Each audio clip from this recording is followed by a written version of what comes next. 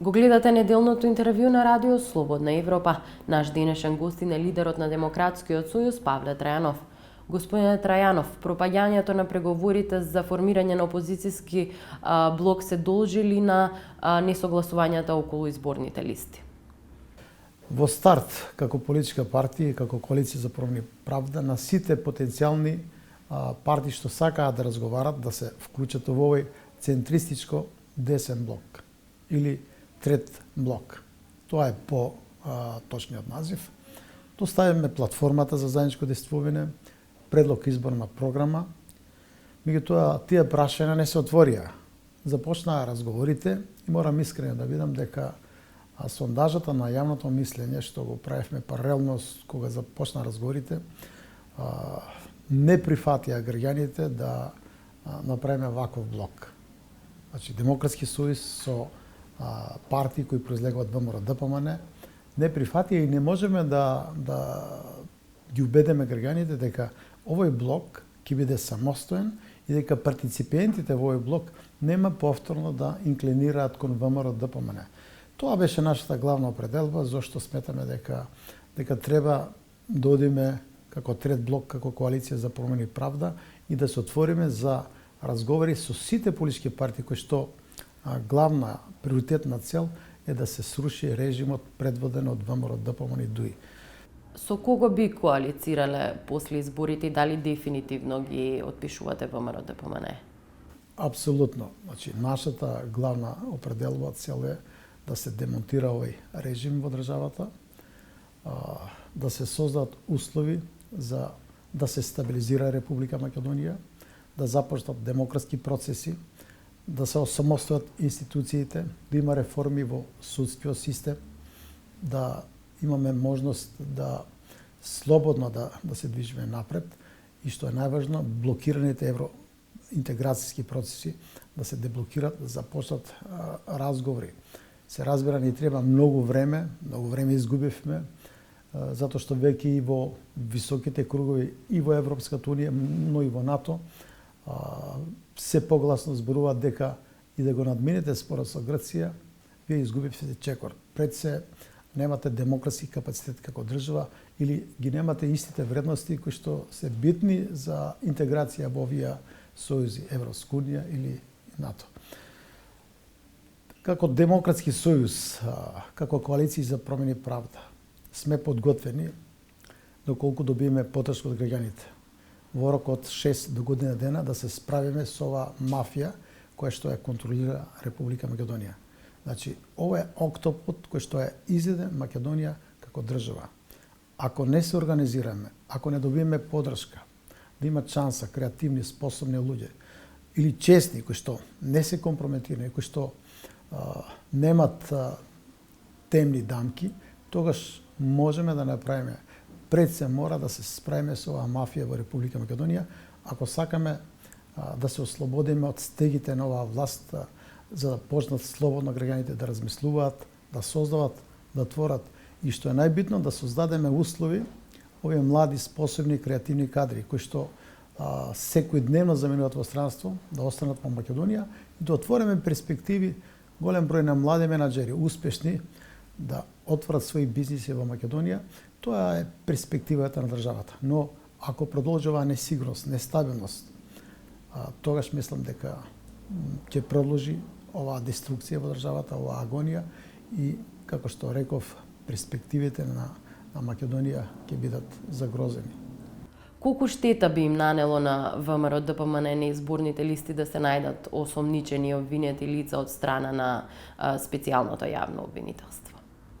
Мислам дека е крајно неодговорно, неморално, некој што 5 пати, 10 пати, 15 пати е ослободен од одговорност од председател на државата, аболициран, без водена судска постапка, сега да претендира да биде носител на листа или да биде некаде на добитно место или било каде на листата за кандидати за пратеници. Тоа се надевам дека ќе биде добра основа граѓаните да не размислуваат апсолутно да поддржат некој кој што бил вклучен во грабежот на Република Македонија или директно придонел за ваква нестабилна состојба да младите, креативни кадри, над 600.000 млади луѓе да се иселат од нашата држава. Мислите дека граѓаните ќе го казнат ВМРО ДПМН?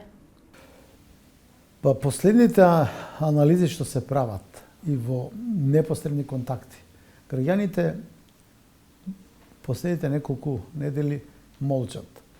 Тоа е индикација и сигнал дека тие се подготвени да направат пресврат во Република Македонија.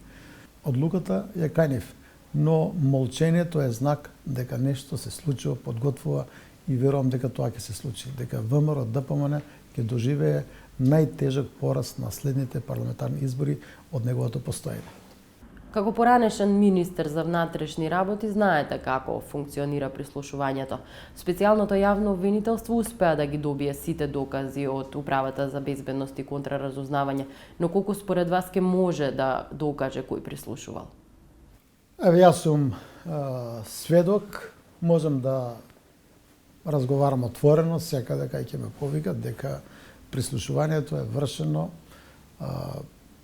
со одлука наредба на кадрите на ВМРО ДПМН инсталирани во Министерството за внатрешни работи. Дека системите на Министерството за внатрешни работи се злоупотребени, дека корисници на тие информации се државно-политичкиот врв, најмногу председателот на владата. Тоа е сосема евидентно, затоа има многу информации, многу докази. Повеќе од сигурен сум дека специјалното јавно обвинителство има мноштво од цврсти, сигурни материјални докази за тоа кој прислушкувал, по чија наредба, кој е корисник на информациите. Обструкциите што се прават или спречувањето на правдата пред се од страна на судовите, мислам дека тоа е недозволено и треба овој сега бастион што е формиран од страна на Кривичниот суд во Скопје треба да се разбие.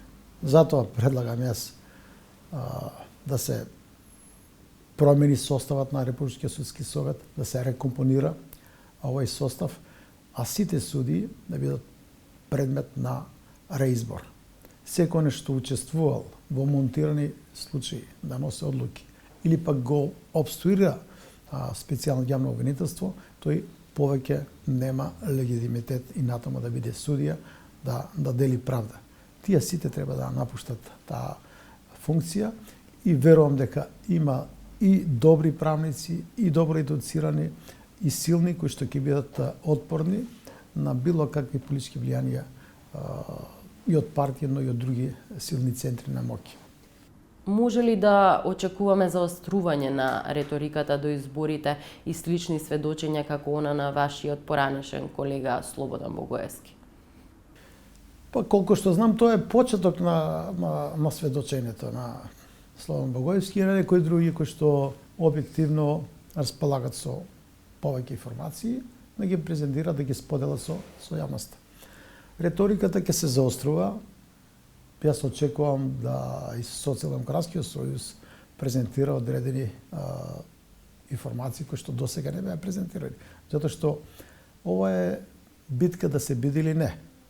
Ова е борба и на ВМРО ДПМН, односно раководството кој што се ќе стави во функција да обстои на власт, затоа што тие се борат за нивната слобода.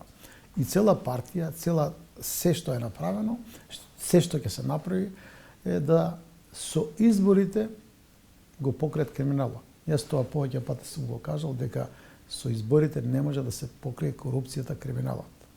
Така да тие очекување дека после изборите се ќе биде блокирано, ќе биде расформирано специјално јавно обвинителство, дека тие што беа политички противници ќе бидат поразени и така натаму. Мислам дека тоа нема да помине така како што тие го пласираат сега во јавноста. Почекајте, ќе издржиме, после изборите ќе преземеме се што треба за да се справиме со политичките противници на најекстремен начин. Тие тези мислам дека нема да поминат, како што нагласив, граѓаните се подготвени да направат пресврт и тоа ќе се случи. Ви благодарам за издвоеното време. Благодарам на вас. Тоа беше се во неделното интервју на Радио Слободна Европа. До гледање до наредната недела.